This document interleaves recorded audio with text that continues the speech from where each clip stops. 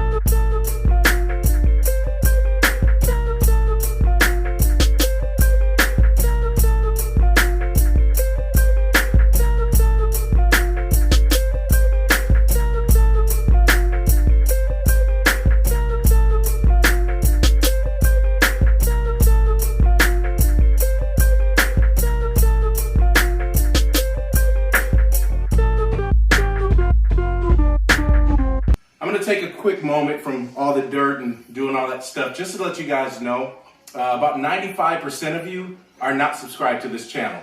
In order for me to feed this kid and this kid, I just need you guys to subscribe. It's free, I promise. All right, back to the video.